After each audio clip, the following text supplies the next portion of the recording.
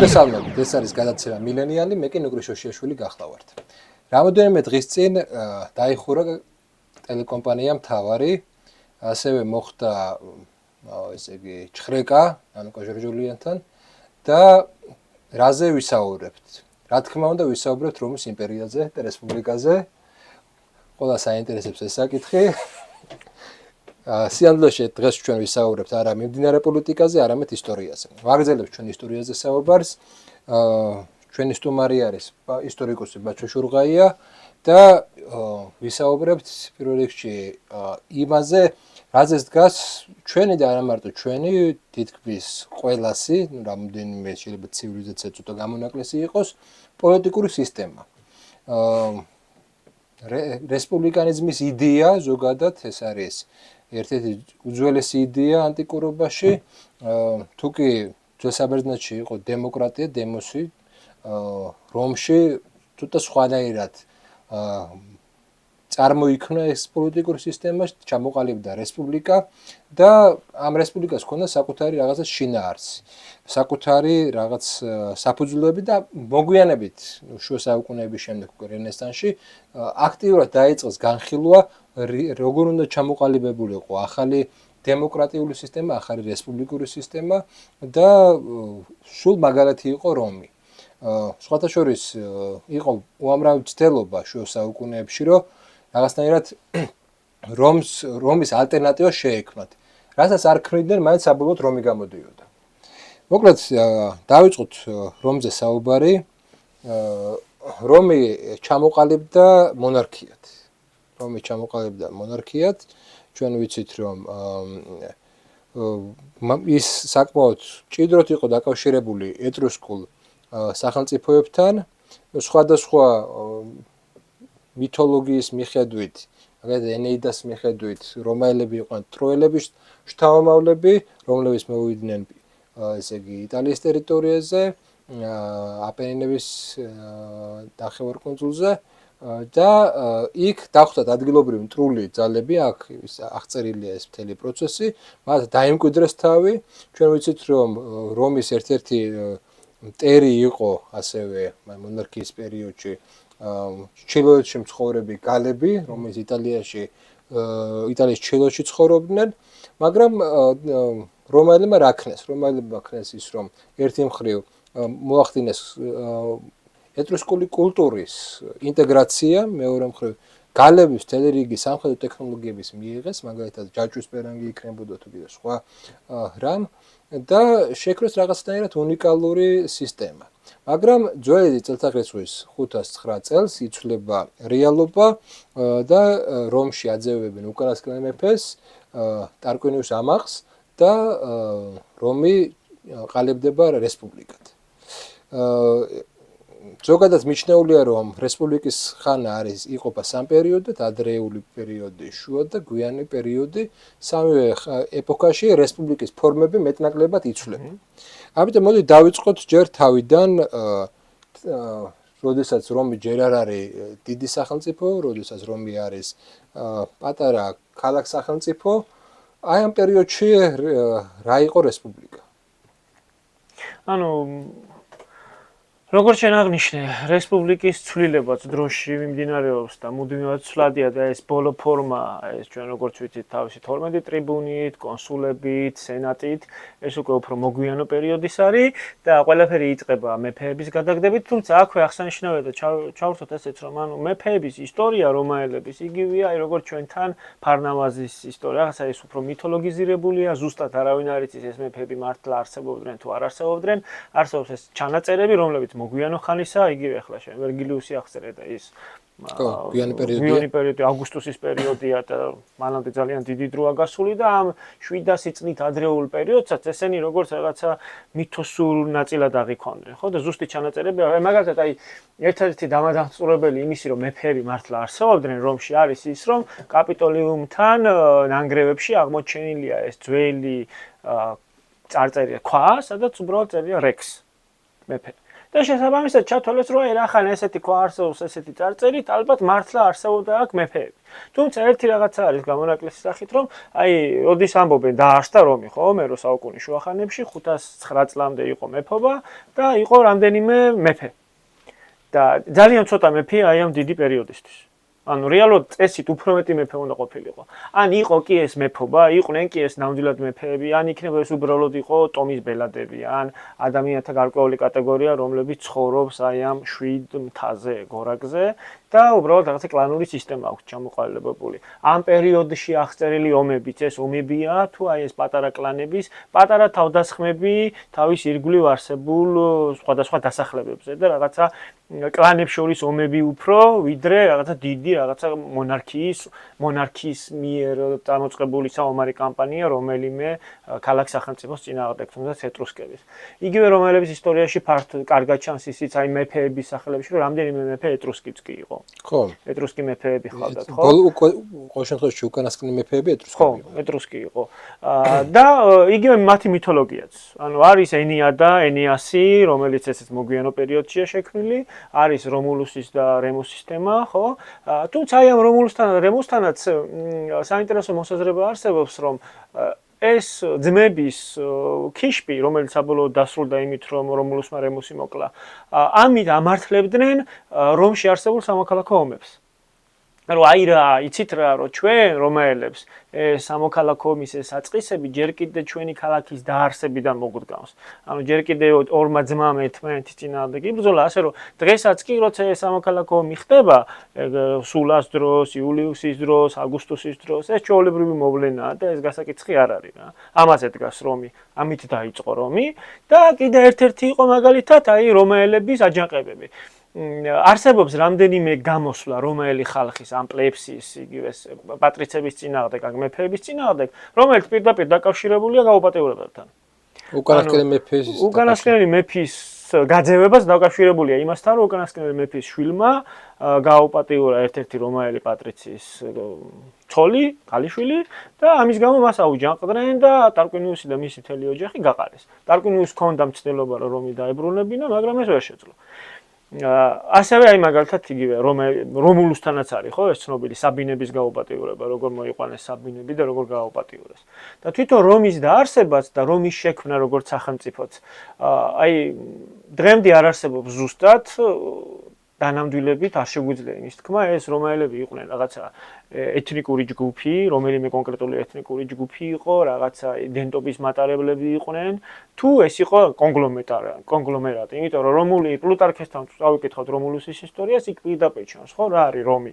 ეს არის კვლელების, ავაზაკების, ყოფილი მონების, მოქმედი მონების, რომლებიც გაიქცნენ თავშესაფარი, ხო? ნებისმიერ ადამიანს, რომელიც იქვე ცხოვრობდა, ყველასთვის მზად იყო ეს ახალშენი ასე ვთქვათ რომი რომ მიეღო ისინი თავიანთ რიღებში და ეწოდებინა მათთვის რომაელები. მაგრამ მაგ თავიდანვე როდესაც რესპუბლიკა ჩამოყალიბდა არსებობდა დიქოტომია. ეს დიქოტომია იყო პლებეებსა და პატრიციებს შორის.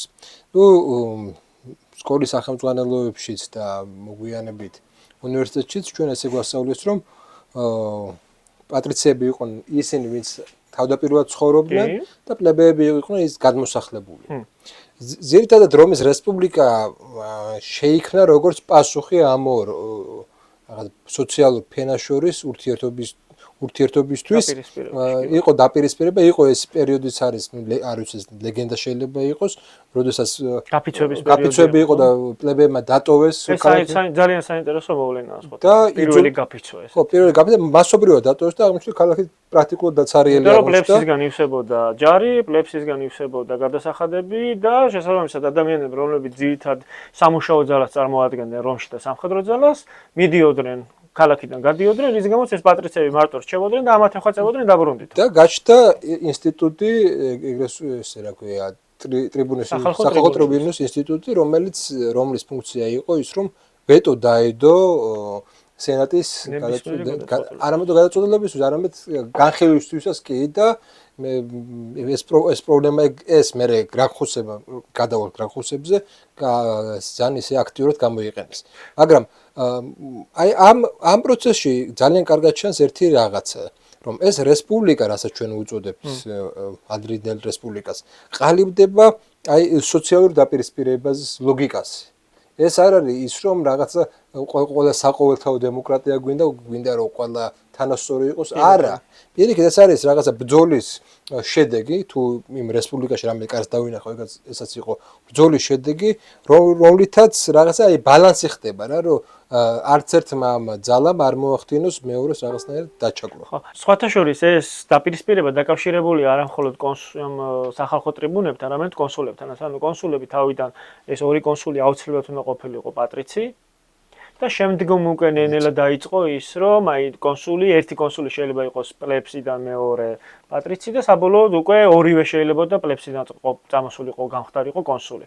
ანუ ეს დაპირისპირება წაისახება. ეს უკვე აშკარად ჩანს, ეს უკვე არის გაფართოვდება რომის იმპერია და პლებეები დიდრდებიან. ეს არის უკვე ეს მოგვიანებითი პერიოდი. ხო, იგივე პომპეუსიც ყოფილი პლებსის ოჯახიდან არის, ხო? ისიც მარიუსიც, ციცერონიც არ არიან ესენი ტიპური პატრიცები.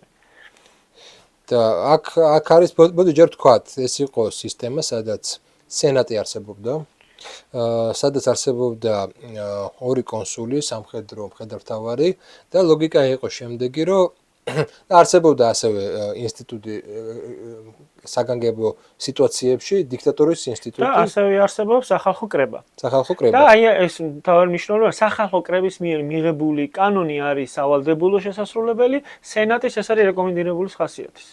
ანუ თავი იყო სახალხო კრებაზე მიღებული გადაწყვეტილებები და საკანონმდებლობა, რომელიც იყო აბსოლუტური.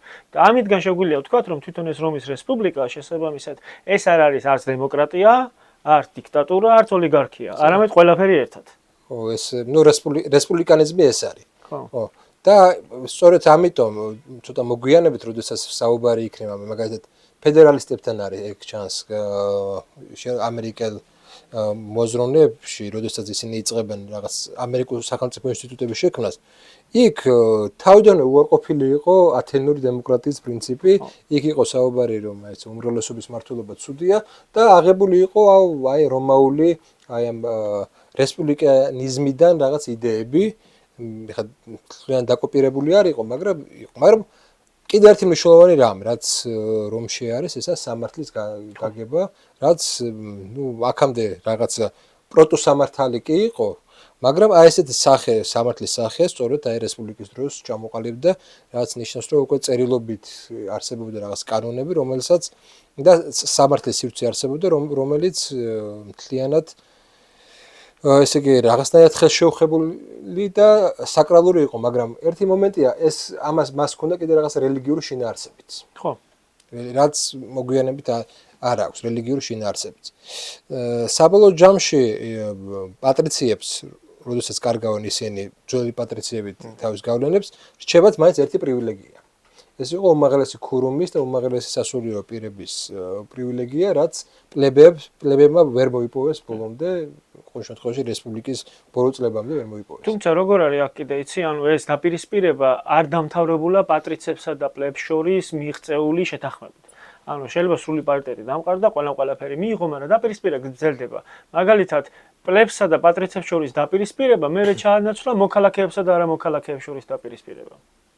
როდესაც იგივე მოკავშირეებმა სოციალებმა მოინდომეს სიტუაცია იტალიაში რომის მოქალაქეობის მიღება, ხო? როცა მთელმა იტალიამ მიიღო ეს მოქალაქეობა, მერე უკვე მთელი იმპერიის ფართობით დაიწყო და დაახლოებით 20% ფლობდა მარტო რომის მოქალაქეობას და დანარჩენი 80% არ იყო მოქალაქე. და ესეც კი, აი მაგალითად, როცა კარაკალას ედიქტი გამოვიდა და ყველა რომის იმპერიაში ცხოვრებმა ყველა მაცხოვრებელმა მიიღო რომის მოქალაქეობა, ამის მერეც არ შეწყვეტილა ეს დაპირისპირება და დაიწყო მდიდრებსა და ღარიბებს შორის.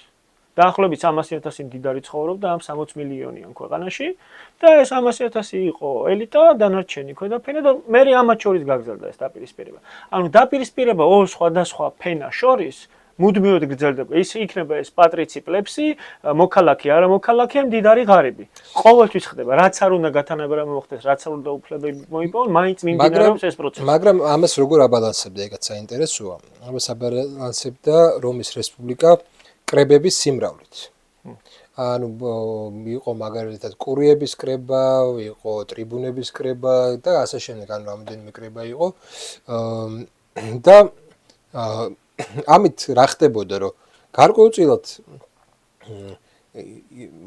გადაწყვეტილებები კი შეიძლება ითქვას, რომ რაღაცა ჯგუფი უფრო მეტად იღებდა გადაწყვეტილებებს, მაგრამ აბსოლუტურად უგულებელყოფა სხვა ფენების ვერ ხდებოდა. შეიძლება პარიტეტი ყოფილიყო არა თანაბარი, მაგრამ ისე რომ ერთი ფენა ყოფილიყო აბსოლუტურად დომინანტური, როგორც ფეოდალიზმში იყო, ესეთი რაღაცა არ არის. თუმცა არჩევნები მაინც, ანუ კი იყო რომში არჩევნები, მაგრამ საარჩევნო სისტემა ისეთი იყო, რომ პატრიცების ცენტრებში უფრო მეტი ხმატრებებში უფრო მეტი ხმის მიღება შეეძლოთ.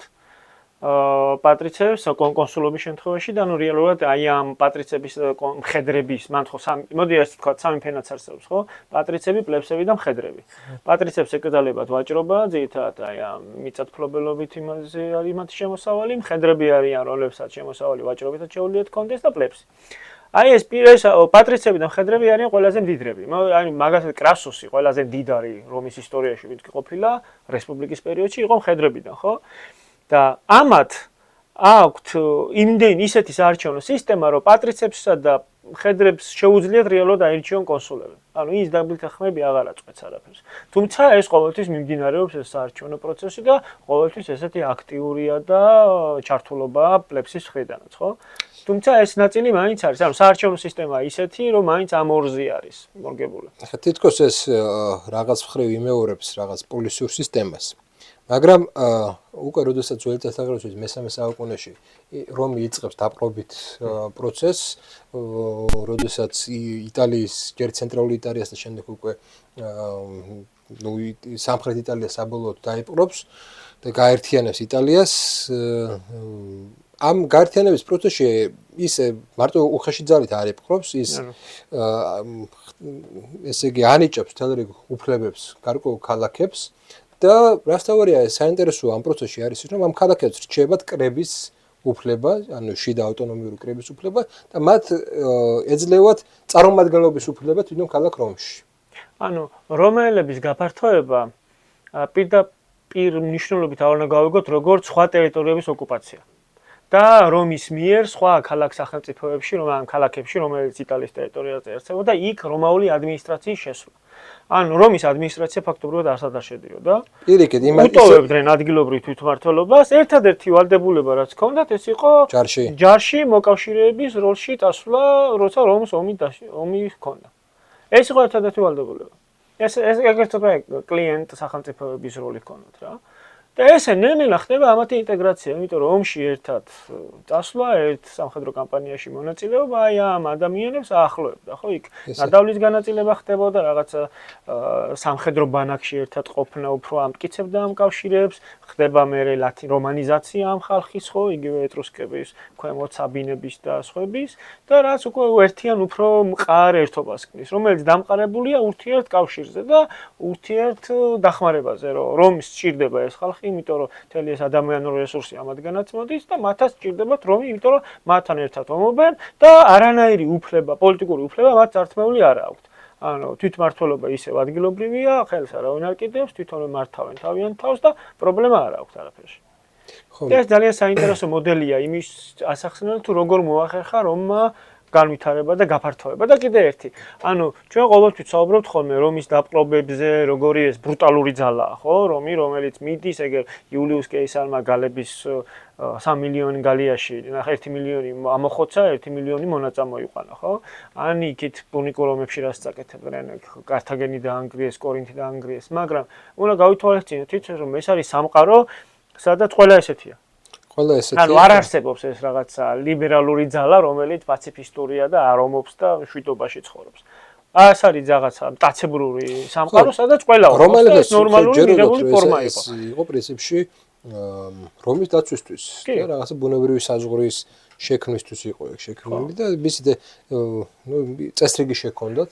და რომს ქონდა ეგეთი დიქოტომია, თვითონ არის სინათლე, დანარჩენი არის სინათლე და მაის მიღებულება. კიდე ერთი საინტერესოა, რომ ანუ რომის ისტორიაში და რომაელებს სხვათაშორის ისტორია ძალიან უყვარდათ და ფაქტობრივად თუ რამეს ასწავლიდნენ, ეს იყო გრამატიკა, ანუ ლათინური ენა და რომის ისტორია და აბსოლუტურად ყველა პატრიცმა რომის ისტორია ძალიან კარგად იცოდა. რომაელები თვლიდნენ, რომ მათ არასდროს არ უწარმოებიათ უსამართლო ომი და არასდროს არ უწარმოებიათ დამპყრობლური ომი. ანუ ისინი არავის არ იპყრობდნენ და ისინი უსამართლო ომებს ყოველთვის ომს იწყებდა სხვა. ანუ მათ ისტორიაში არსად ვერ შეხვდები, რომ ეს ომი ჩვენ დავიწყეთ. ყოველთვის დამნაშავე არის მოწინააღმდეგე და ის იწყებს ომს და ჩვენ არასდროს არ ვიწყებდით ომს. ეს არის რომაელების მიდგომა. და მათი ეს გაფართოებაც, ცდილობენ ხოლმე, რომ აი თანამედროვე ისტორიკოსები რომ ახსნან იგივე გიბონიდან დაწყებული, რომ ეს იყო აი მაგალითად კართაგენთან დაპირისპირება, ან იქ ეპირთან დაპირისპირება, მაკედონიასთან დაპირისპირება, რომ ეს იყო სურვილი რომაელების დომინაციის მოპოვების.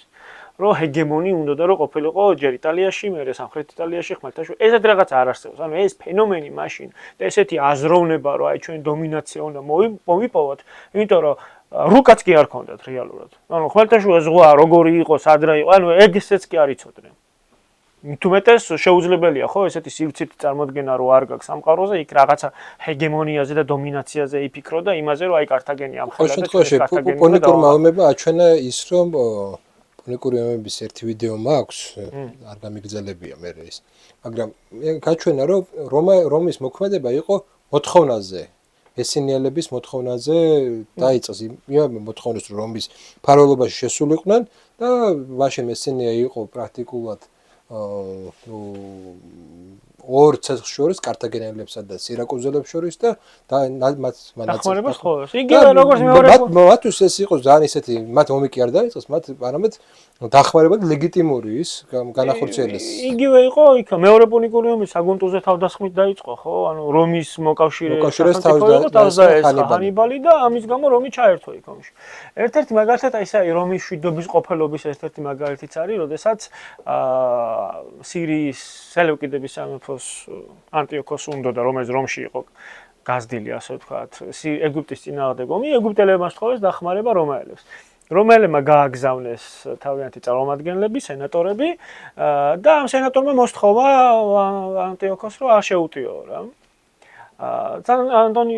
ანტიოქოსმა დრო ითხოვა იმისთვის, რომ მოვითათბირებო ჩემს სარდლებთანო და გეტყვიო პასუხსო. ამ სენატორმა წრე შემოუხაზა და აი ამ წრეში ყოფნისასო მიიღე გადაწყვეტილება, წრეიდან ფეხს გაადგაო და ჩათვალეო რომ ომი ომს გიცხადესო. ანტიოქოსმა მიიღო გადაწყვეტილება რომ ეგვიპტესთვის არ შეეტია. ესეთი მეთოდებიც ჰქონდათ მათ, არ იყო მხოლოდ ეს ბრუტალური ძალა, რომელიც იბრძვის და ზუსტად აი ამასთან არის კიდე ეს დაკავშირებული პაქს რომანა, რომაული მშვიდობა, ხო, რომ ეს რომის მიერ დომინირებულ სამყაროში არავინ არ ომობს, იმიტომ რომ თუ ომს დაიწყებ, იცი რომ რომი მოვა და რომ იმ მხარეს დაეხმარება, რომლის წინააღმდეგაც იბრძვის. იგივე მოვიდა მაგალითად მითრიდატესაც, ხო? ხო. ნუ რომაელების თვალით დანახული ეს. ხო, ეს არის რომაელების თვალით დანახული სამყარო, სადაც რომი ომს არ იწყებს, ყოველთვის რომს თხოვენ დახმარებას, ან რომს ან მის მოკავშირეებს ესწრიან თავს. და მხოლოდ ამ შემთხვევაში იღვიძებს ეს ბრუტალური ძალა, რომელიც ერთვება თავის სამხედრო მანქანით და ყველას და ყველაფერს ანადგურებს საკუთარ გზაზე. იგივე ეს გალების შემთხვევაში, რატომ როგორ მოხდა იულიუს კეისარი გალიაში, ხო? გალემოს თხოვეს, თან. დაგვეხმარეო გერმანელებისგან თავდასაცავათო, ეს ავიდა დასახმარებლად და მე მოყვა ეს ყველაფერი ავტომატურად მოხდა და სხვათა შორის თვითონ რომშიც იულიუსის წინააღმდეგ რატო იყო ეს რომში პრობლემები? გარემ მხოლოდ ის იყო რომ ამას რაღაცა ძალაუფლებას იზრდიდა და გავლენებს. არამედ ისიც რომ რომში სენატორებს და ადგილობრივ პატრიციებს არ მოსწონდათ ის ბრუტალიზმი, რომელსაც იულიუსი ავლენდა გალიაში და ეს მუდმივად რო ხოცავდა ამას და ფაქტობრივად რო გენოციდი მოაწყო. რომშიც არ მოსწონდათ ეს და უკმაყოფილოები იყვნენ ამით. და ზუსტად ეს განაპირობებდა მათ იულიუსის მათ დამოკიდებულებას. მისი ქცევა. ეს კიდე ერთი მომენტი იყო, იქ კეისარის მიზანი იყო აი ამ საზოგადოების ინტეგრაცია და ბევრი ყოველშემთხვევაში უნდა და ბარბაროსების სენატში ხილვაც ეგრეთ თქვა, ხო? ეს უკვე ბოლოს. ეს ბოლოს მიიღო ეკანონი და მე ეგ კიდე кай ხანი პრობლემა იყო ყოველთვის რომაელებში. თუმცა ეგაც უნდა აღვნიშნოთ, ხო, რომ რომაელებს იმის პრობლემა არ ჰქონიათ, რომ ყოფილი რომში მონა, როგორც კი მიიღებდა დამოუკიდებლობა თავისუფლებას, ის ხდებოდა ავტომატურად რომის მოქალაქე. რომაელი მონა ღებულობდა გათავისუფლების შემთხვევაში პატრონის გვარს და ავტომატურად ხდებოდა რომის მოქალაქე. ასე რომ თუ ჩვენ წარმოვიდგეთ იმას, რომ რომში დაახლოებით 20% იყო მონა, და ეს ცნობილი გამოთქმაც არის, ხო, როგორ არის? ის რომ უნდათ სპეციალური სამოსირო შემოიღეს და მონობისთვის რო უნდათ რომ სპეციალური სამოსირო შემოიღოს. მე რო დაფიქრდნენ რომ ძალიან ბევრი გამოჩნდებიან და მიხვდებიან რომ ყველა მონა, ანუ რაღაცა განსაკუთრებული ჩაცმულობა და ეს რაღაცა განსხვავება მონასა და თავისუფალს შორის რომში არ არსებობდა, ანუ ქუჩაში შემხვედრი ვერ გაარჩევდი მონა იყო თუ პლებსი, ანუ რაღაცა ღარიბი. ნიშნები გქონდათ ხომ? ნუ ესე აშკარა არ იყო და რის გამოც ნუ ამათმა ეს თქვეს და ხო და შესაბამისად ანუ თუ გავითვალისწინებთ რომ რომში ძალიან ბევრი იყო მონა და ძალიან ბევრით თავისუფლდებოდა, მათ შორის განათავისუფლა იულიუსმა, განათავისუფლა ანუ ციცერონმა, თავისუფლება სულამ დაახლოებით 10000-მდე მონა თუ სწორად მახსოვს, თუ 1000-მდე მონა განათავისუფლა და ყველა ლუციუს კორნელიუსი გახდა. ანუ ეს ხალხი ხდება ავტომატურად რომაელი და მათ ენიჭებათ ხმის მიცემის უფლება. იგივე გვარს ატარებენ, რასაც რომაელები. და არიან ისინი. ისე აქ საინტერესო ახლა გვარი ახსენე, მოდი ესეც ვთქვა, ხო, ქალების როლზე. და როგორ ხდება მაგალითად ქალების სახელის დარქმევა რომში, იმიტომ საინტერესო ფაქტია. ხო. ანუ ძირითადად არსებობს კაცის სახელები, თუმცა კაცებში ცოტა ზარმაცები იყვნენ, იმიტომ რომ პირველ შვილს თუ დაარქმევ გაიუს და მეორეს ტიბერიუს, უკვე მეოთხე, მეხუთე, მეექვსე შვილზე კაცების შემთხვევაში წეზარებად სახელის მოფიქრება და ნუ მეექვსე თუა სიქსტუსია და ასე შემდეგ, ხო? ანუ ნუმერაციით მიყვებიან მერე და მეექვსე, მეშვიდე, მერვე ეგეთი სახელები აქვს ბიჭებსაც კი. და გოგოების შემთხვევაში კიდე არის შუა სახელი. მაგალითად, იულიუსების გვარში დაბადებული ყველა არის იულია და იულია 1, იულია 2, ან იულია ახალგაზრდა, იულია ჯუნიორი, იულია უფროსი. სერვილიუსების გვარში დაბადებულს ქვია სერვილია. კიდე ვინ არის? კორნელიუსების გვარში კორნელია. და ესე რა, ანუ შუა გვარიდან იღებენ იმას. ქალის სახელს, ხო და შესაბამისად ძალიან მარტივი მისახვედრია რომ ის ისტორიის წაკითხვისას ესა თუ ის ქალი პერსონაჟი რომელიც გვარის წარმომადგენელია. თუმცა კაცების შემთხვევაში ეს მხოლოდ სახელით ჭირს. თუმცა ისიც ჭირს რომ ანუ ეს რატო ხდებოდა ეზარებოდა სახელის მოფიქრება რეალურად. აი კულტურაში ხო, კულტურაში იყო ძალიან მცირე არჩევანი სახელების. კაცების შემთხვევაშიც კი. აი რესპუბლიკას რაც შეეხება საბჭოთა კავშირის დროს და ზოგადად მემარცხენე ისტორიოგრაფია იდეალიზებას ახდენდა ძმები გრაკხუსების. და ნუ მე შევახსენო რომ ძმები გრაკხუსები იყვნენ ის ადამიანები, სახალხო ტრიბუნები ორივე, რომლებიც გამოვიდნენ პლებსის დასაცავად და იქ იყო ესეთი პრობლემა რომ ხდებოდა გამსხვილება, მიწათმფლობელების გამსხვილება და პლებს აღარ რჩებოდათ მიწები. და ეს პრობლემა იწვევდა იმას, რომ რომში გაჩნდა უამრავი ადამიანი, რომელიც ჩამოსული იყო ქალაქში, თავისუფალი ადამიანი, რომელსაც აღარ ჰქონდა მიწა და გაჩნდა პლეპსის ძალიან დიდი ნაწილი, რომელიც იყო გაღარიბებული, ეს გასქელებული, ესე ვთქვათ, განბიდრებული არისტოკრატები, პატრიციები, მონებს ყავდათ ჩანაცვლებული ეს ადგილობრივები და ორივე შეეცადა გრას, ორივე შეეცადა პირველ რიგში იმას, რომ მიწის რეფორმა გაიყო მიწა და არ მიეცა, აღარ ქონოდათ ადამიანებს რაღაცა მიწის რაოდენობაზე ლიმიტის დაწესება. ლიმიტი ქონოდა, ანუ იმის შეძენის საშუალება აღარ ქონოდათ, ეს ერთი და ორივე სამწუხაროდ თუ რა ვიცი, ნუ ისტორიულ კანონზომიერები იყო, მაგრამ ორივე დაადანაშაულეს იმაში, რომ ორივეს მეფობა უნდოდა. და რას აკეთებდა? სენატის მუშაობა პრაქტიკულად შეწყვიტა, ყველაფერს ვეტოს ადებდა, აბსოლუტურად ყველაფერს ვეტოს ადებდა, რამაც გამოიწვია პოლიტიკური კრიზისი. და სხვათა შორის ეს გაიუს გრაკხუსი უფრო ისეთი იყო წარმატებული, რადგანაც თავისი ძმის მაგალითი აიღო, მისი გამოცდილება გაითვალისწინა, თუმცა ორივეს ერთნაირი პროგრამა ჰქონდა და მაგალითად გაიუსი თავისი ძმისგან განსხვავებით უფრო მეჯერ გახდა ტრიბუნი, ხო, მეგონი ზედიზ ორჯერ და მერეც ცადა. თუმცა ესეც აღსანიშნავია, რომ აი სახალხო ტრიბუნი, რომელსაც 12-ს ირჩევდნენ, მხოლოდ პლებსისგან ირჩეოდა. პატრიც არ შეეძლო გამხდარიყო სახალხო ტრიბუნი. არა, შეეძლო გამხდარიყო. პატრიცი ვერ ხდებოდა. პატრიცია. არა, ანუ დაჟე შიხ შემთხვევაში როგორ აკეთებდნენ, იცი? თუ ვიღაცა პატრიც უნდოდა რომ გამხდარიყო სახალხო ტრიბუნი, ზარსულ ასაკში სთხოვდა ხოლმე რომელიმე პლებს, რომ მას ეშვილა. და ესეც აუცილებლად აღსანიშნავი მომენტია ამ შემთხვევაში რომაული კულტურის ნაწილია, რომ რომში ძალიან მიღებული იყო შვილადაყვანის ფორმა. და შვილს ანუ აყვანილ შვილს არასხვავებდნენ ნამდვილი შვილისგან და თვითონ ისიც ვისაც შვილად იყვანდნენ ის ჩვეულებრივად აგრძელებდა მის გვარს. და აი მაგალითად ოქტავიანეს შემთხვევაში ყველაზე კარგი განსახილველი ხო ეს ხო იყო ოქტავიანი. ოქტავიანემ მიიღო გაიუს იულიუს კეისრის შეთავაზება ანდერძის წინა რო ის გახდარიყო მისი შვილი, ის გახდა გაიუს იულიუს კეისარი ოქტავიანი და ამ ოქტავიანი ამ შემთხვევაში ეს დანანატი ნიშნავს ყოფილ ოქტავიანეს და ეს საინტერესო მოვლენაა ზოგადად შვილად-აყვანის, ხო? და არ ასხოვებდნენ საერთოდ ერთმანეთს ამათგან და გრაკხოსების ეს მიწის რეფორმამ და აი გაიუსის რეფორმა არ იყო მხოლოდ თავისი ძმის განმოკოპირება, მას თავისი იდეებიც ჰქონდა. ერთ-ერთი იყო ამათი იდეა ამ ძმების, რომ აი ეს მიწა საიდან უნდა ჰქონოდა დამატებითი შემოსავალი, რომ აი პროვინცია აზია რაც იყო, იქ პერგამოსის სამეფო გაუქმდა, ამ დროს რაღაცნაირად პერგამოსის მეფემ დაწერა ანდერძი, რომ თავისი სამეფო უანდერძა რომს, რომის მოქალაქეებს და აქედან დაიწყეს ფულის ამოღება. და აი აქედან წამოსული ფულით ხდებოდა მაგალითად რომაელის მოქალაქეებისთვის პურის ყიდვა, მიწებისთვის თანხის გამოყოფა. მერე გაიუსის გრაკხოსის ერთ-ერთი ის იყო რეფორმა, რომ ყოფილი კართაგენის ტერიტორიაზე, რომელიც ამ დროს იყო დანგრეული და განადგურებული იყო, იქ დაეარსებინათ რომის კოლონია. და რომაელები გადაიყვანათ იქ და იქ საცხოვრებელი და მან თვითონვე დაიწყო ამ კოლონიის ჩაყრა, საფუძველი დაუდო, თვითონვე ჩავიდა, თვითონვე უვლიდა, თუმცა საბოლოოდ ეს გაიუსმი შეიწირა აი ამ თავისმა რეფორმებმა და ისიც თავისი ძმასობით მოკლეს. თუმცა აღსანიშნავია, რომ კეისარმა საბოლოოდ მაინც შეძლო ეს და კართაგენში რომაული კოლონია საბოლოოდ მაინც დაარსდა და რომის იმპერიის დროს კართაგენი ისევ აღდგა. თუმცა აი ამ გაიუსის პერიოდის რომაელებისთვის ეს ცოტა წარმოუდგენელი იყო, იმიტომ რომ სულ რაღაც რამდენიმე წლის დანგრეული იყო რომის კართაგენი. ის გრაკხოსების უშუალო მშობელი ბაბუა იბრძოდა მესამე პუნიკურ ომში უკვე.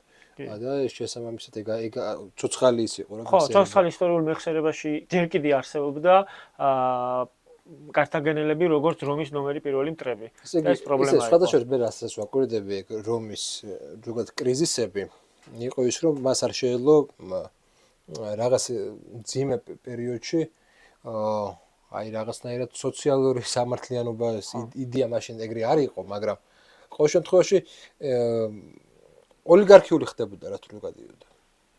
უფრო მსხვილი. უფრო მსხვილი და ოლიგარქიული ხდებოდა და ეს საბოლოო ჯამში ეს ოლიგარქია თან ეხებოდა სამხედრო მანქანასაც. ის ახლა ჩვენ რაც ვიცით ცოტა მოგვიანებით და რატომ მოგვიანებით რესპუბლიკის დროსაც იგივე იყო კონსულების, მაგრამ მოგვიანებით უკვე ისე ლეგიონერი იმპერატორები, ხო? ეს პრინციპში იყო სწორედ ამ ჯარისა და ზოგადად პოლიტიკური სისტემის ოლიგარქიზაციის შედეგი. კი ბატონო. მაგრამ რა ავიღოთ ეს ოლიგარქიზაცია რესპუბლიკაში წითო და ესა კონსულების ინსტიტუტი. კონსულების ინსტიტუტი რატომ არის ოლიგარქიული? ღარიბი ვერ გახდებოდა კონსული. კონსულს ჯარი უნდა შეენახა. კონსულზე და ამიტომ ის გაჩნია რესპუბლიკის რომელი ეტაპი? მარიუსის მერე, ხო. და დაპყრობითი ომები ძირითადად ისინი ახორციელებდნენ იმ ვალით ხშირ შემთხვევაში, ნუ კრასუსი კიდე სხვა შემთხვევა იყო. კრასუსი თავის ჯიბიდან იხდიდა, მაგრამ აი კეისარი მაგალითად კეისარს მაგალითად ცხოვრების ბოლომდე სულ ვალები ჰქონდა. ხო, კეისრის ვალები სხვათა შორის კიდე ერთი ძალიან საინტერესო რაღაც აღნიშნე. განპირობებულია არა მხოლოდ იმით, რომ მას მერე ჯარი და რაღაც, არამედ მანამდეც ვალებში იყო და ეს ვალები დაკავშირებულია საარჩევნო პროგრამით, საარჩევნო ხასიათით. და ძირითადად ვალში იყო ეს და აი კონსულობა თან, ანუ ღირდა ფულის დახარჯვა ამაში და ეს საინტერესო მოვლენაა სხვათა შორის, ღირდა ფულის დახარჯვა კონსულთან არჩევნის, იმიტომ რომ კონსულად რო აგირჩევდნენ, ჯერ ერთი წელი იყავი და მერე გარძლევდნენ რომელიმე პროვინციას ამართავად.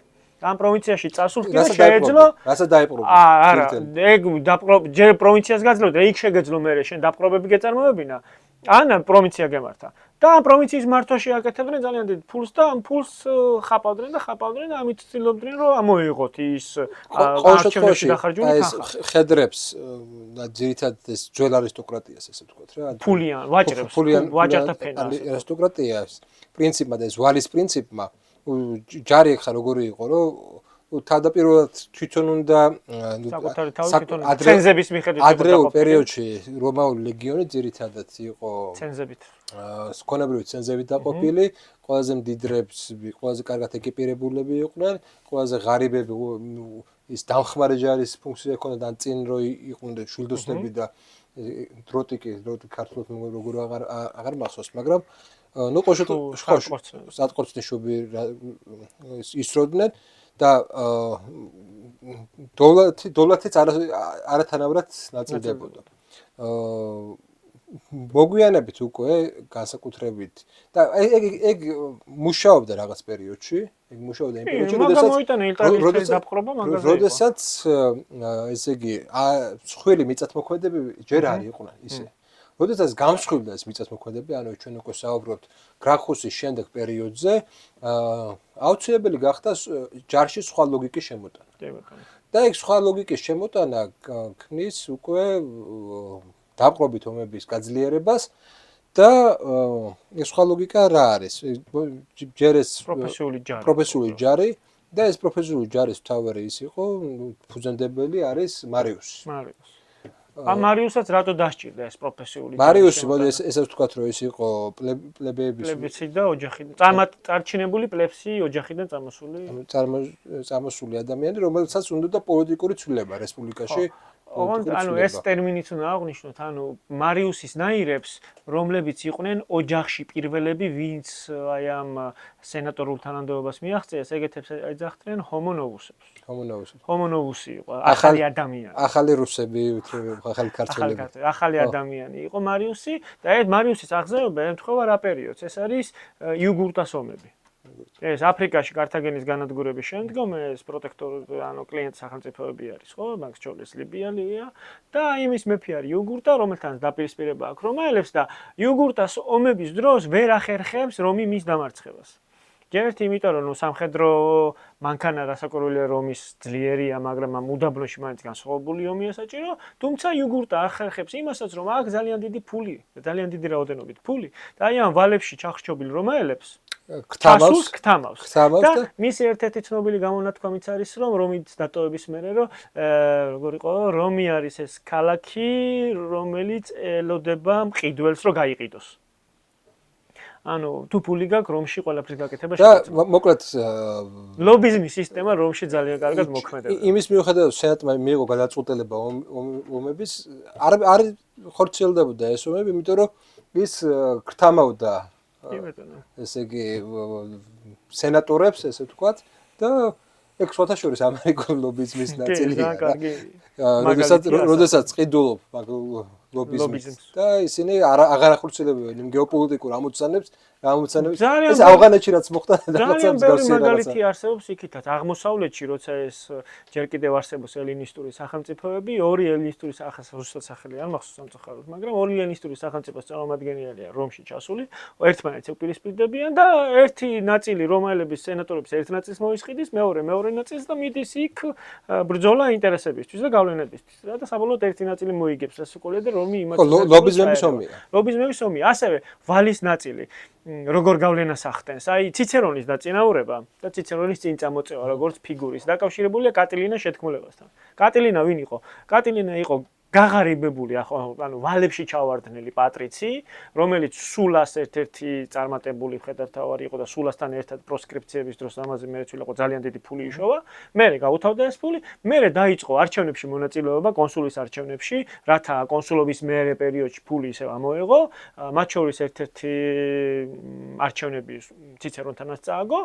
და საბოლოოდ ისეთ მდგომარეობაშია მისული თვითონ და თავის ირგვლივ შემოკრებული პატრიცები ეს ვალში ჩავარდნილები, რომ მზად არიან რომი დაამხონ, ანუ ერთ დღესაც აჯანყდნენ, გამოვიდნენ ეს არსებული ელიტა ამოხოცონ და თვითონ მოვიდნენ ხელისუფლების სათავეში.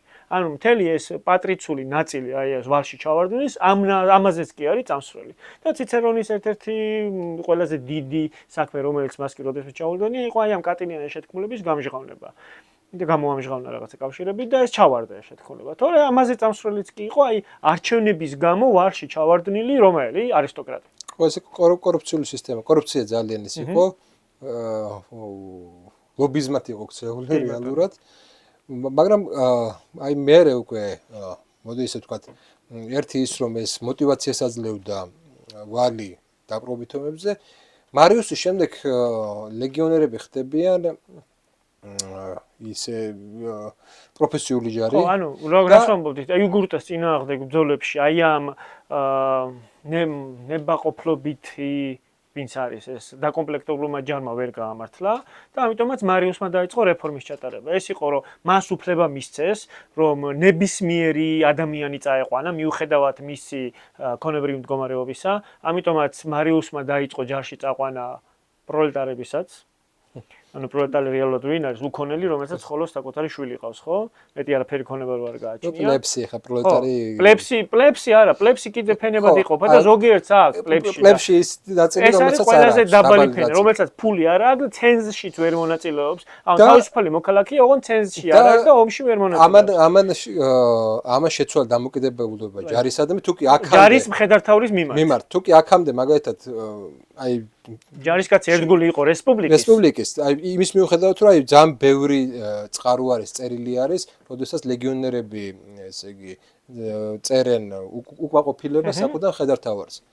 აი მარიუსის შემდეგ მხედართმთავარი გახდა მათი სოციალური ლიფტის ქონების შეძენის საშუალება, ამიტომ ეს ლოიალობა მხედართმთავრის მიმართ გახდა უზენაესი. ანუ რატო კიდე ერთი რომ ანუ წარმატებული მხედართმთავართან ბევრ შოულობ, ბევრ ფულს გაძლევს და ასევე წარმატებული მხედართმთავარი არის გარანტორი იმის რომ შენ რო პენსიაზე გახვალ, ის ასე ვთქვათ ჩაგიწყობს იმას რომ შენ მიწა მიიღო მერე და უზრუნველი სიბერე გქონდეს. ამიტომაც მათი დამოკიდებულება უკვე მხედართმთავრის მიმართ უფრო მეტია და უფრო ლოიალურები არიან ვიდრე იმის მიმართ. საბოლოოდ ეს ერთი მხრივ ანუ რა საინტერესო მოვლენა ერთი მხრივ ამან იმუშავა ძალიან კარგად, როდესაც დაპყრობითი ომები საწარმოებდა. თუმცა მეორე მხრივ საფუძველი გამოუთხარა რესპუბლიკის იდეას. და იმას დაიწყო ზუსტად ამან გამოიწვია სამოქალაქო ომები და არ დააყოვნა კიდეც. ხო, ანუ პირველივე ესეთი დაპირისპირება მარიუსისვე ცხოვრებაშივე მოხდა, როცა მარიუს თავისივე პროტეჟე და მის მიერ დაწინაურებული ასე ვთქვათ, სულა ფელიქსი დაუპირისპირდა, ხო? და ეს ორი ჯარი, ერთი მარიუსელების და სულას მომხრეების ერთმანეთის წინააღმდეგ დადგა. ანუ სულას შემთხვევაში სულამ როცა მიიღო გადაწყვეტილება რომ რომზე გაელაშქრა, რადგანაც ანუ სულას კონსულობი რო სვადა რო გაუვიდა, მას მისცეს უფლება რომ დაეწყო ომი და წასულიყო ომში იქ მითრიდატეს წინააღმდეგ. მარიუს ბებე ასაკში შესულ მარიუს თვითონ უნდა რომ მითრიდატეს წინააღმდეგ ეომა, იმიტომ რომ მარიუსმა დაამარცხა იუგურტა, მარიუსმა დაამარცხა იქ ტევტონები, რომლებიც გაანადგურა და ყველაზე დიდი საფრთხე იყო რომისთვის და მარიუსვე უნდა რომ დაემარცხებინა ეს მითრიდატე ეოპატორი. და მარიუსი იყო ადამიანი, რომელიც 7-ჯერ აირჩიეს კონსულად, ხო? ამდენჯერ არავინ არ აურჩევიათ, მე იმის აირჩევენ, ოქტავიანეს აირჩევენ. და ის არის და რომიდან წასულ მარიუს მოზის ბრძანება რომ არა იქ არ მიდიხარო ის უნდა წავიდესო მარიუსიო რომლისთვისაც მან სახალხო ტრიბუნების ვეტო გამოიყენა რომლებმაც დაბლოკეს ის სენატის მიერ მიღებული გადაწყვეტილება. სულა ადგა თავის ჯართან ერთად და მოუბრუნდა რომს და პირველად მოხდა ისტორიაში, როდესაც რომაელი მიდის რომში იარაღით. და სულას თავისი ოფიცრებიდან მე მგონი ერთის გარდა არავინ არ გაყვა. ყველა მოარი თქვა. თუმცა ვინ გაყვა? აი ეს დაბალი ფენა. დაბალი ფენა. იქ ანუ ისინი გასაგებია რომ ის მაინც პატრიცებია, სხვადასხვა დამოკიდებულება აქვს. და ეს პლეპსი არაფერი ესაა. სულა ზოგადად რომის ისტორიაში არის პირველი რომელმაც აი ეს კაცრი რეპრესიები გატარა საკუთარი მოსახლეობის ნაწილის წინააღმდეგ, მათ შორის კეისარის ოჯახსაც შეეხო ეს რეპრესიები, კეისარი ახალგაზრდობაში იძულებული იყო გაქცეულიყო. კეისარს თავისი ცოლის მიტოვებაც კი მოსთხოვა, რომელიც იყო მარიუს ერთ-ერთი მარიუსელი კონსული იყო ცინა და იმისი ქალიშვილი და კეისარმა სხვათა შორის ამაზე უარი განაცხადა და ამით კიდე ერთხელ თავიდანვე ახალგაზრდამ აი რომაელებში რაღაცა პრესტიჟი აიმაღლა და რომში ძალიან მნიშვნელოვანი იყო ეს პრესტიჟი, ხო? რომელიც შედგებოდა წარსული, ანუ წინაპრებისგან და შენ მიერ ჩადენილი საქმეებისგან. ამით აიმაღლა, ასევე კეისარი იყო ვინ? კეისრის მამიდა იყო სულას მეუღლე. სულასი კი არა და მარიუსის მეუღლე. და კეისარი თავიდან ამ პერიოდიდან ითვლება მარიუსელად. და ასევე უნდა თქვათ, რომ ამავე პერიოდში რომის ორი ბანაკი არსებობს. ესე ოფიციალური პარტია არა გვაქვს, მაგრამ ორი პარტია, ხო, პოპულისტების და ოპტიმატების. ოპტიმატები ეს არისტოკრატები, რომლებიც უფრო კონსერვატორები არიან, რაღაცა ძველი ისინი უნდათ და ეს პოპულისტები, რომლებიც უფრო სახალხოები არიან და ხალხის მეტ ჩართულობას ითხოვენ პოლიტიკურ პროცესში, ხო? და კეისარმა ამით გამოვიჩინა თავი, რომ რაღაცა პოზიციები არ დათმო. თუმცა სულას გამონათქვამიც არსებობს, რომ მე ამ კეისარში უფრო დიდ მარიუსს თუ ბევრ მარიუსს ვხედავ. ანუ სულა თავიდანვე ხდებოდა როგორი საშიში იყო კეისარი რესპუბლიკა. ხო, ნუ ყოველ შემთხვევაში კარგი ლეგენდაა. იცი სხვათა შორის ერთის უნდა დავამატოთ ამ რესპუბლიკანიზმის ეპოქაში არსებობდა პიარ-ობი. ხო. ნუ კეისარი ერთ-ერთი მსხვერპლი იყო. ერთ-ერთი მსხვერპლი იყო ამ ომს, მაგრამ მეორე მხრივ პირიქით თვითონ ეს თავისი ნაშრომები კეისრის გალური ჩანაწერები ეს არის პიარის აბსოლუტური პიარის ნაწილია, ხო? ბათაშორის პირველი ეს ალბათ სულა იყო, რომელმაც ეკნა თავისი ბიოგრაფია დაწერა, სამწუხაროდ დღემდე არ შემორჩენილი არ გვაქვს. და კეისრის ის ჩანაწერები პირდაპირ ერთ-ერთი საუკეთესო პიარია თავისი. და ეს ერთ-ერთი ესეთი ჭორიც არსებობს. ანუ ჭორი, რომელიც გაურცელეს კეისარს, იყო ის, რომ ის ფლოტი, რომელიც გამოიყენეს რომაელებმა მითრიდატეს წინააღმდეგ, მან საკუთარი უკანალით მოიპოვა. ეს სხვათა შორის აი თანამედროვე დემოკრატიულ სისტემაში როგორ ჯდება რა ესე იგი პრესტიჟის თემის ირგვლივ და რასთავარი აი ეს დაყოფა საზოგადოების რომ ერთ ძალას უნდა ძველი შენარჩუნება და ყოველთვის ჩდება ეს პოპულიზმი ანუ სენდოში რომის ისტორია გვაჩვენებს იმას რომ რომის ისტორია შეგიძლია თანამედროვე დასავლეთის ისტორიას გაიგო ხო ანუ რომ ძველი ანუ ბოლო პერიოდის რესპუბლიკა ეს არის ძალიან კარგი მაგალითი და ძალიან კარგად ჯდება თანამედროვე პოლიტიკაში.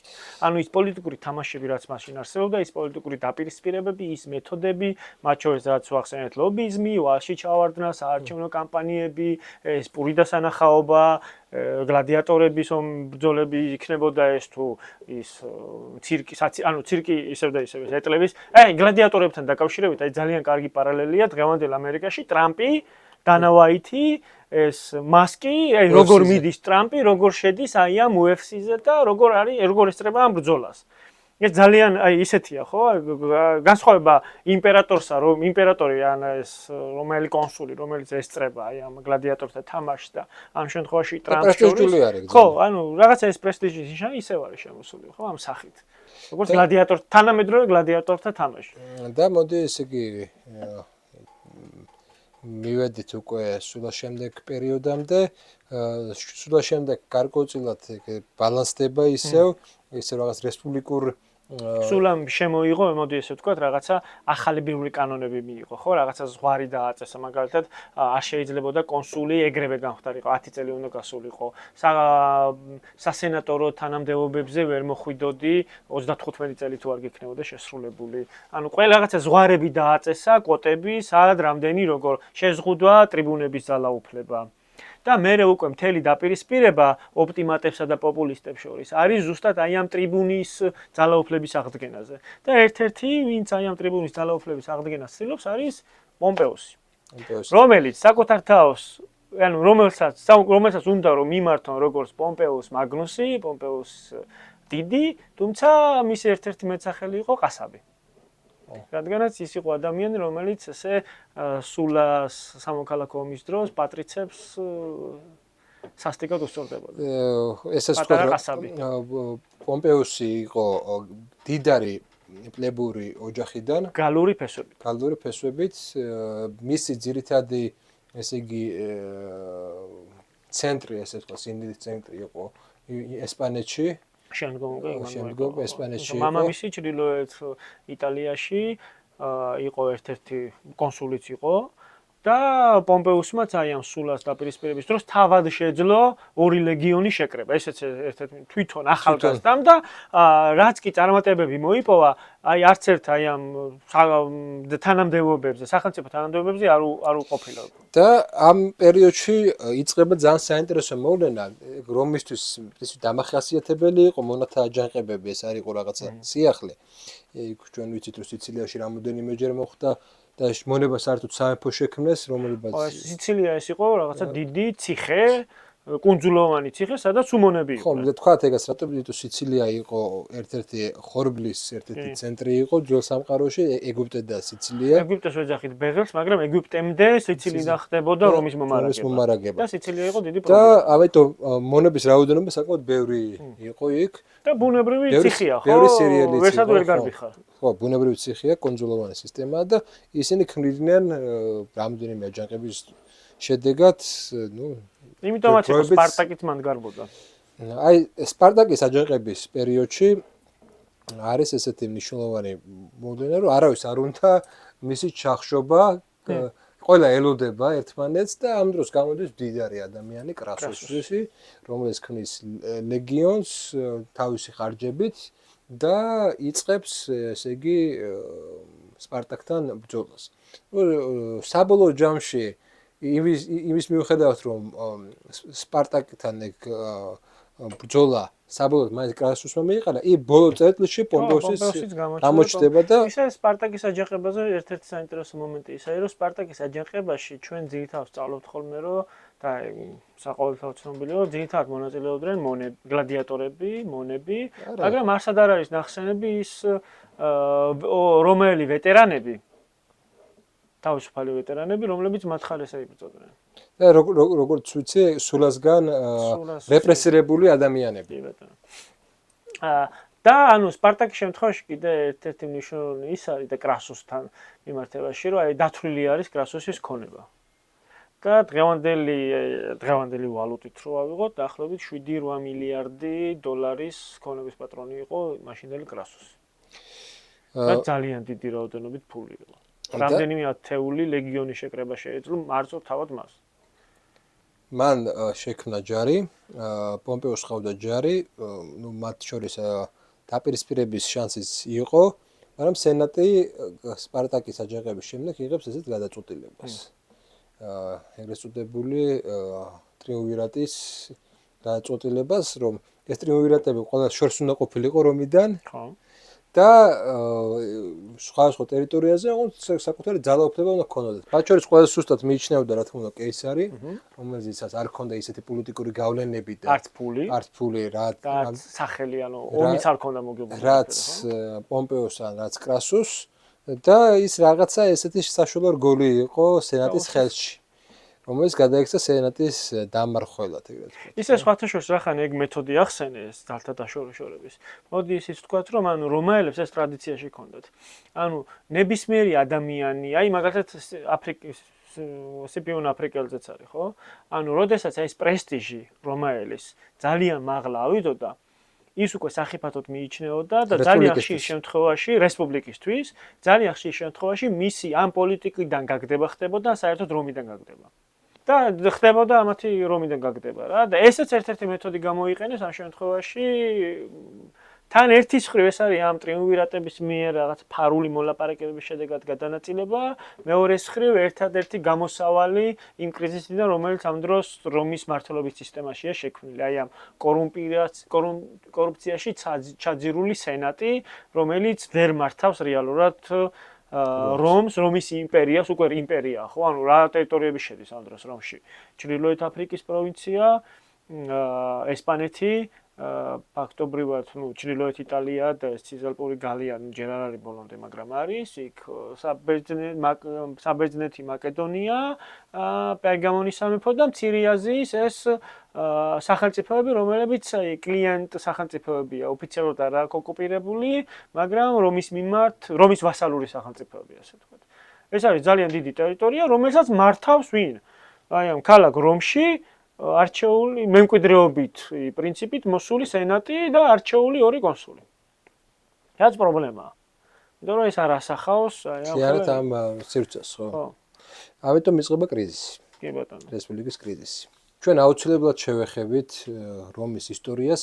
ეს იყო გარკვეულწილად მოთელვა, მე მინდა გამოვაცხადო, რომ შემდეგში კვლავ მოვიწვია ბატონ ვალერი ვაშაკიძეს, რომელთანაც მე უკვე მექნება საუბარი რომისა და ქართლის სამეფოს ურთიერთობაზე.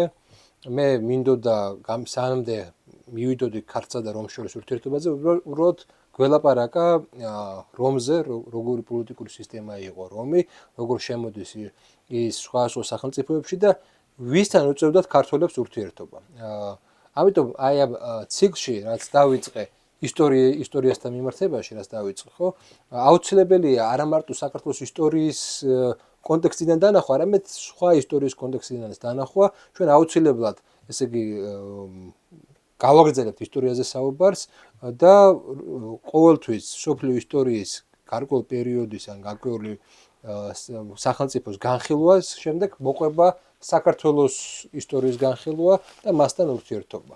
მე ასევე მინდა თქვა, რომ ჩვენ განვიხილავთ მომავალში სპარსეთს, იმ დროს სპარსეთი ჩვენი მეზობელი იყო, ჩვენი ესეთი ვასალურ მდგომარეობაშიც კი ვიყავით მთელ რიგ პერიოდში და ამიტომ უნდა ვიცოდეთ სპარსეთის ისტორია, საუბარია სასანურ სპარსეთზე და მასაც გვექნება ჩვენ საუბარი. მოკლედ, დაწერეთ თქვენი მოსაზრებები, იმედია თქვენთვის საინტერესო იყო ეს გადაცემა და დაფიქრდით, რეალურად ის რაც დღეს ხდება, ეს პროცესები 1000 წლის წინ უკვე ხდებოდა ისტორიაში, 1000-2000 წლის წინ უკვე ხდებოდა. ჩვენ უბრალოდ გვჭირდება ისტორიის წიგნების გადაშლა და გახსენება იმის, რაც ხდებოდა და ჩვენ შევძლებთ გავიგოთ ის პროცესები, რა პროცესებიც დღეს ხდება. მადლობა ყურადღებისთვის, მოვალ შეხვედრამდე.